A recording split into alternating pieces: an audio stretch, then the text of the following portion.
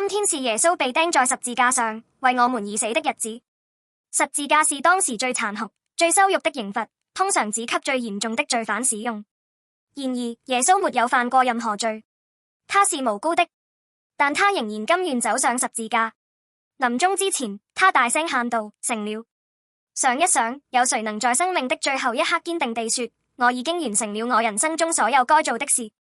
大多數人帶着遺憾和未完成的夢想離開這個世界，但耶穌在痛苦和死亡之中，卻大聲宣告：成了。那麼，耶穌完成了什麼呢？他完成了天父交給他的使命，拯救我們。耶穌來到世上，不只是為了教導或行神蹟，而是為了為我們的罪付上代價。在十字架上，他流出寶血，替我們承擔罪的刑罰。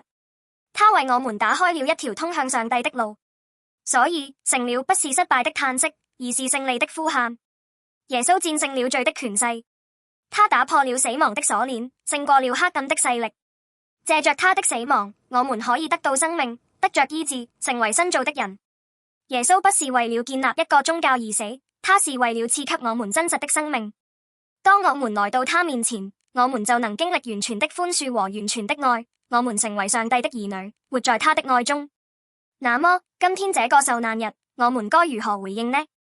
我們要來到十字架前，敞開心接受他的愛，因為他已經完成了救恩的一切工作。我們現在可以白白地領受這份恩典。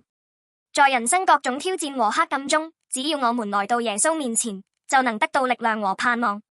耶穌為了我們而死，是要我們真正活着。今天，十字架不是結束，而是一個新的開始。